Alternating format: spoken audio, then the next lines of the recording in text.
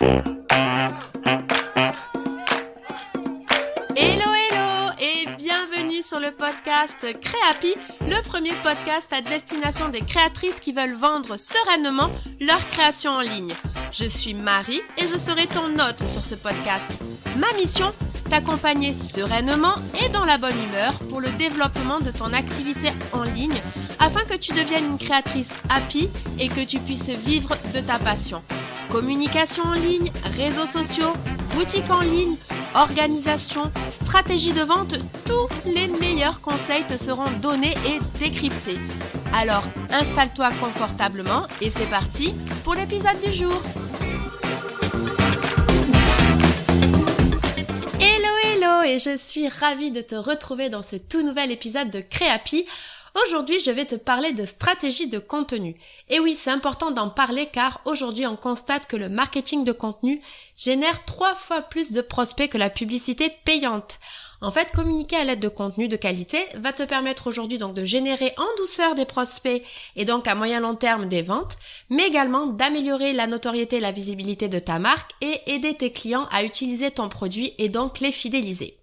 Il était donc indispensable pour moi de te parler de marketing de contenu et de te donner les clés pour bien réussir ta stratégie de contenu. Alors je sais que les sujets ont été abordés en long, en large et en travers, mais souvent à destination des personnes qui sont plutôt dans le service, comme des coachs, des prestataires de services web, etc., des thérapeutes.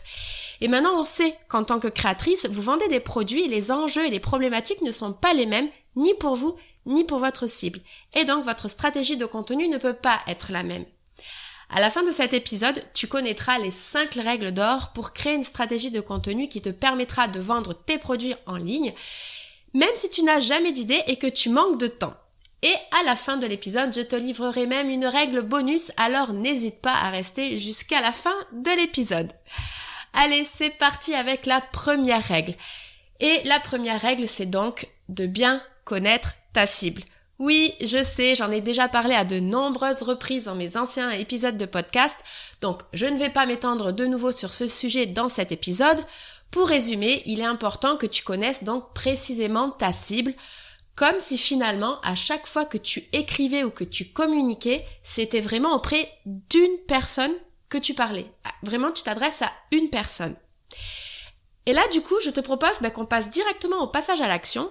Et donc, je vais te demander de réaliser le portrait robot de ta ou de ton client en répondant aux questions suivantes. Quel est son âge? Où vit-il? Quel métier fait-il? Est-il marié? A-t-il des enfants? Quelles sont ses passions?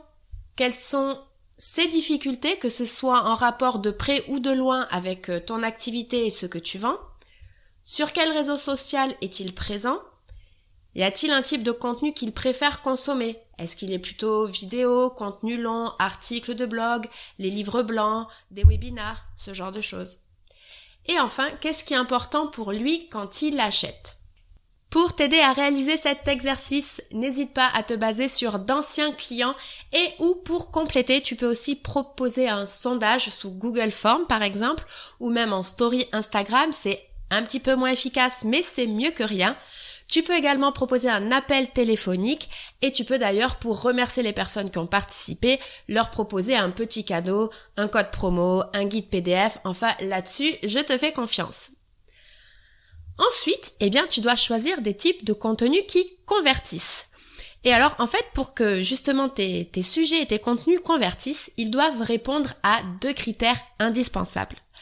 Premièrement, ils doivent répondre aux attentes de ta cible et à leur comportement d'achat. Quelles sont leurs craintes, quelles sont leurs frustrations, quelles sont leurs interrogations. Mais ils doivent répondre également au type de contenu que les gens s'attendent à voir sur Internet et qui accompagne ton prospect dans tout son processus d'achat. C'est-à-dire quand il passe de prospect à client.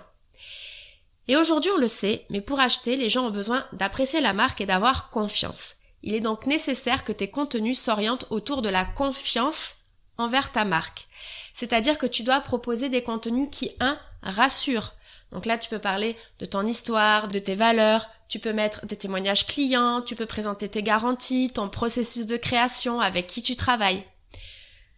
Deuxièmement, tes contenus doivent donner des conseils pour aider justement tes prospects et renforcer ton autorité. Par exemple, Tu peux mettre des exemples de lookbook avec tes produits, des conseils d'entretien. N'hésite vraiment pas à aller voir des sites tels que Answer the Public qui te donneront en fait toutes les recherches relatives à un mot-clé et qui te permettront en fait de voir justement par rapport à ta thématique qu'est-ce que les gens recherchent et en quoi tu pourrais les rassurer, en quoi tu pourrais donner des conseils. Tu dois également proposer du coup des contenus qui engagent. Cela permettra de rapprocher ta communauté encore au plus près de toi et de ta marque et donc finalement de renforcer ce lien de confiance puisque tu vas commencer à créer une discussion. Voilà, les gens savent que derrière ce qu'ils achètent, derrière tes produits, il y a une vraie personne et donc ça rassure et ça renforce la confiance.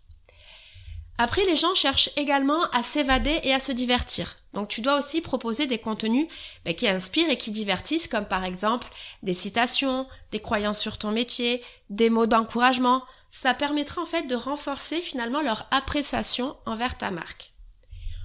Et enfin, bien entendu, tu dois prévoir des contenus de vente pour transformer toute cette amabilité que tu auras cultivée et cette confiance, pour que tu la transformes finalement en monnaie, si je puis dire. Et donc là, tu dois prévoir directement des contenus qui présentent tes produits et ton entreprise. Du coup, pour ce passage à l'action, là, je vais te demander de noter, premièrement, les sujets que tu dois traiter pour répondre aux attentes de ta cible, puis les sujets qui vont te permettre de renforcer ta confiance et ton amabilité en commençant à noter des premiers exemples. Et enfin, tu peux noter troisièmement donc tes sujets de vente en indiquant par exemple comment tu vas les mettre en avant. Est-ce que c'est par produit, par collection, par genre, par couleur? Si tu souhaites demander par exemple à l'audience de choisir pour toi. Ok, maintenant troisième règle d'or, ça va être l'heure donc de choisir les bons supports de contenu et de te fixer des objectifs réalistes. Par exemple, c'est vrai que si tu as fait le choix d'une boutique, donc là ça répond parfaitement au contenu de type vente de produits que nous venons juste de voir. Là, le but en fait c'est de trouver un format de contenu pour les autres types de contenu, donc tout ce qui est confiance, inspiration, divertissement. Donc par exemple, des articles de blog, des newsletters, des vidéos YouTube, des publications sur les réseaux sociaux qui sont justement donc des supports parfaits pour donner des conseils, rassurer, divertir et engager. Et alors justement, comment bien choisir son ou ses supports? Et là, tu n'as que 3 questions à te poser. Premièrement, où est ton audience? Donc là, normalement, tu as déjà répondu à cette question dans la première règle d'or que je t'ai présentée juste tout au début de l'épisode. Deuxièmement, où est-ce que tu te sens à l'aise? Si tu n'es pas du tout à l'aise en vidéo, mieux vaut éviter de lancer une chaîne YouTube. Par contre, si tu es à l'aise à l'écrit, alors là, par exemple, une newsletter peut être un très bon support pour toi, surtout si justement ton audience aime consulter des newsletters. Si elle préfère consulter des articles de blog et que tu es à l'aise à l'écrit, alors là, plutôt va sur des articles de blog. Et enfin, troisième question, c'est quels seront les types de contenus qui seront présents sur ce support? Est-ce que tu vas donner des conseils, un guide explicatif, des guides thématiques, des témoignages, des interviews, des backstage, etc., etc. Et justement, après, là, ce qui va être important, c'est, une fois que tu as défini tout ça, c'est comment tu vas les articuler les uns avec les autres. Par exemple, si tu décides de créer une boutique en ligne pour vendre tes produits, mais aussi un blog et une newsletter pour donner confiance à ta communauté, en fait, aujourd'hui, tu as 2 possibilités pour les articuler. Soit il y a un support secondaire qui amène vers le contenu principal. Par exemple, la newsletter amène vers tes articles de blog et même ta boutique en ligne, ou ta newsletter amène directement vers un guide produit de ta boutique. Là, c'est la méthode, on va dire, la moins énergivore à mettre en place, mais qui peut lasser les gens de voir un même contenu en fait 2 fois. Soit tu as des supports complémentaires, par exemple des conseils ou des guides thématiques que par email et les produits vraiment que sur ta boutique. Là, ça prend un petit peu plus de temps à mettre en place, mais les résultats normalement devraient être meilleurs car les gens auront face à eux des contenus complètement différents et donc tu viendras encore mettre plus de points de visibilité autour de tes produits, de ton activité, de ta marque. Alors du coup, pour ce passage à l'action, je vais te demander premièrement donc de sélectionner les supports que tu souhaites utiliser en précisant comment tu vas les articuler les uns avec les autres, les types de contenus qu'ils vont traiter et la fréquence de publication. Et c'est là justement où tu dois te fixer des objectifs réalistes. Pour la fréquence de publication, ne pars pas trop vite. Démarre petit et vois après pour aller plus loin. Le but étant vraiment de privilégier la qualité et la régularité à la quantité. Surtout pour la création de contenu, c'est très important puisque la création de contenu, elle joue quand même, elle va avoir de premiers résultats plutôt sur le moyen long terme. Donc il faut pouvoir vraiment durer dans le temps et donc être régulier. Donc important, privilégier la qualité et la régularité plutôt que la quantité. 4e règle d'or maintenant, ça va être donc l'heure pour toi maintenant de créer un calendrier type qui devra être équilibré et que tu pourras reproduire régulièrement. Je m'explique. En fait, c'est vrai que c'est l'un de mes conseils préférés et c'est vrai qu'à chaque fois que je le présente à mes accompagnés, ça séduit vraiment beaucoup. L'idée en fait, c'est que avec ce calendrier type, tu vas définir un schéma de publication et tu pourras le reproduire à intervalles réguliers. Par exemple, tous les mois, toutes les semaines, tous les 15 jours, là, ça sera vraiment à toi de le définir en fonction de ce dont tu veux parler, enfin en fonction, des étapes précédentes. Et en fait, ça te permettra donc de cadrer ta réflexion sur tes idées de contenu et donc de te faire gagner un temps précieux. Par exemple, tu pourrais décider de mettre en ligne tes nouveaux produits chaque semaine et de créer un article de blog tous les mois pour présenter tes nouveaux produits sous un angle, par exemple, d'une thématique, de style, les matières, la couleur ou la saison.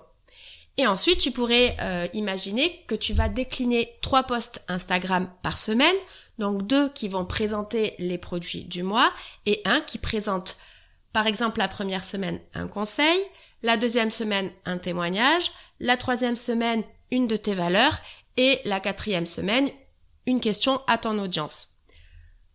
Bien entendu, ceci n'est qu'un exemple, mais là, ce qui était important, en fait, c'était de noter que, notamment sur les 3 posts sur les réseaux sociaux, en fait, sur le mois, ça te donne donc 8 posts de vente de tes produits et 4 posts de confiance expertise.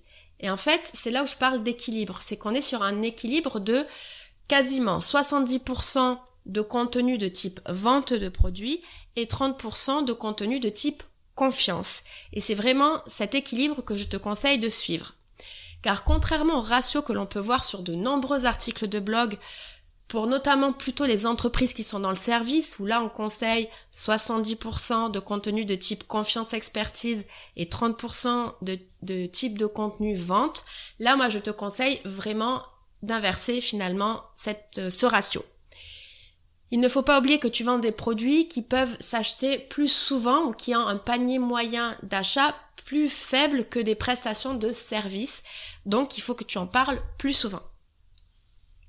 Du coup, pour ce passage à l'action, je vais te demander de réaliser ton calendrier type de publication et de le mettre bien de côté. Comme ça, à chaque fois que tu auras besoin de créer tes contenus, tu pourras revenir dessus. Et du coup, par exemple, si je reprends mon exemple, tu sauras que début de mois, tu dois mettre en ligne tes produits sur ta boutique en ligne, tu dois créer un article de blog et que chaque semaine, tu dois créer 2 posts de vente de tes produits et 1 post de confiance pour tes réseaux sociaux. Et enfin, concernant la 5e règle, la 5e et dernière règle pour avoir une bonne stratégie de contenu, bien ça consiste, peut-être que tu t'en doutes, mais à analyser tes résultats et à les ajuster si besoin. Le but, c'est pas de produire du contenu à la chaîne. Je te conseille vraiment de mettre en place des indicateurs de performance pour savoir si justement ton contenu est efficace ou non et surtout de les ajuster. Par exemple, tu pourrais définir le taux de clic dans tes newsletters que tu souhaites atteindre, ton taux d'engagement sur les réseaux sociaux, le trafic sur ta boutique en ligne en provenance de Google versus celle des réseaux sociaux. Et donc du coup, pour ce passage à l'action, je vais te demander de noter sur un endroit où tu pourras les suivre, les indicateurs de performance que tu souhaites mesurer. Alors par exemple, tu peux mettre ça sur un fichier Excel ou sur ton outil de projet. Et ajoute dans ton agenda un rappel pour venir regarder, idéalement 1 fois par mois tes statistiques et noter ce que tu pourrais améliorer, ce que tu pourrais reproduire, c'est-à-dire les contenus qui ont bien marché et surtout noter ce qu'il vaut mieux que tu ne fasses plus. Donc par exemple, si tu as eu des contenus qui n'ont pas très bien marché, là tu sais que, il vaut mieux plus les faire. Alors attention, pas de one shot pour les conclusions. Si un type de contenu ne marche pas une fois, ne tire pas une conclusion tout de suite pour l'arrêter. réitère et si les résultats sont similaires à chaque fois, alors là c'est ok. C'est pour ça que je te conseille de regarder plutôt tes statistiques sur un mois, aller voir sur 3 mois si par exemple tu as mis le contenu qu'une fois par mois dans ton calendrier éditorial type. Mais en tout cas voilà, pas de conclusion sur une publication, il faut vraiment que ça soit fait de manière récurrente. Et comme promis, une dernière règle d'or bonus. Là, moi, ce que je te conseille aujourd'hui, c'est de trouver un type de contenu original que tu es la seule ou presque à faire pour que justement ce contenu devienne ta marque de fabrique. Alors quand je dis original, le but ce n'est pas non plus de trouver the idea, enfin l'idée vraiment que personne n'a encore faite, mais plutôt de partir sur des types de contenus qu'on ne voit pas tout le temps, qui sont pas souvent faits. Comme par exemple, c'est vrai que mon Instagram et vous, je pose des questions les vendredis 1 semaine sur 2 pour mieux connaître mon audience. Je n'ai pas souvent vu des types de contenus comme ça. Tu pourrais aussi par exemple proposer un lexique de ton métier avec des définitions plutôt drôles ou étonnantes. Tu pourrais aussi proposer des contenus de type tu préfères où tu demandes à ton audience s'il préfère ce produit ou un autre. Là, on pourrait croire qu'il y a beaucoup de contenus comme ça, mais finalement pas tant que ça. On retrouve par exemple sur les réseaux sociaux, on le retrouve beaucoup en story, mais c'est vrai que en publication, en post Instagram, on n'en voit pas tellement, alors que pourtant, ça pourrait donner énormément d'engagement. Donc ça pourrait être intéressant que tu le fasses peut-être une fois par mois ou autre. Tu pourrais aussi proposer des appels à nom de tes produits. Par exemple, à chaque nouveau produit, à chaque nouvelle collection, tu pourrais demander à ton audience des idées de noms. Là aussi, on le voit beaucoup en story, mais pourquoi pas aussi le prévoir en publication. C'est vraiment des posts qui donnent beaucoup d'engagement et en plus ça va impliquer ton audience puisqu'elle va venir donner le nom, elle a peut-être envie que justement le nom qu'elle a donné soit sélectionné et s'il est sélectionné, il y a des chances qu'elle soit quand même du coup beaucoup plus impliquée pour finalement faire un éventuel achat. Du coup, pour ce passage à l'action, je vais te demander de noter des idées de contenu un petit peu plus originales que tu pourras prévoir dans ta stratégie de contenu. Donc tu peux t'aider par exemple de ce que je viens de te donner ou sinon n'hésite pas à regarder des comptes qui t'inspirent principalement dans un autre secteur d'activité et justement vois si tu ne peux pas t'aider de leur type de contenu pour les inclure dans ta stratégie. Et bien voilà, écoute, on est arrivé à la fin donc des 6 clés d'or pour mieux vendre en ligne grâce à une stratégie de contenu vendeuse. Alors je te les rappelle, premièrement tu dois, avant toute chose, c'est la base, tu dois bien connaître ta cible. Puis, tu dois choisir des types de contenus qui convertissent, c'est-à-dire qui vont répondre aux problématiques de ton audience, mais c'est aussi des types de contenus que ton audience veut consulter et veut avoir sur Internet. Ensuite, tu devras choisir le ou les bons supports de contenu et te fixer des objectifs qui sont réalistes et tenables. Ensuite, tu pourras mettre tout ça en musique en créant un calendrier type qui sera équilibré, que tu devras reproduire régulièrement pour te permettre de gagner du temps et de donner des rendez-vous à ton audience. Cinquièmement, tu ne dois pas oublier d'analyser ta stratégie et de l'ajuster si besoin. Et enfin, dernier petit conseil bonus, donc le 6e, que tu peux mettre en place finalement un petit peu plus tard mais qui peut vraiment faire la différence, c'est de trouver un type de contenu original que tu es la seule ou presque à faire ou en tout cas, on se souviendrait de toi, on se souviendrait de ta marque grâce à ce type de contenu. Écoute, j'espère sincèrement que ça pourra t'aider, tous les conseils que je viens te donner dans ta création de contenu. N'hésite pas à réécouter l'épisode ou à aller voir donc la version écrite de cet épisode sur mon blog pour retravailler les différents passages à l'action. En tout cas, si tu as trouvé cet épisode intéressant et que tu souhaites soutenir le podcast, n'hésite pas à lui laisser un 5 étoiles ou à t'abonner en fonction de la plateforme de podcast sur laquelle tu m'écoutes. Ça aiderait grandement le podcast et moi-même par la même occasion. D'ici là, je te souhaite une bonne journée, soirée, nuit selon quand tu m'écoutes et je te dis à très vite dans le prochain épisode. Salut!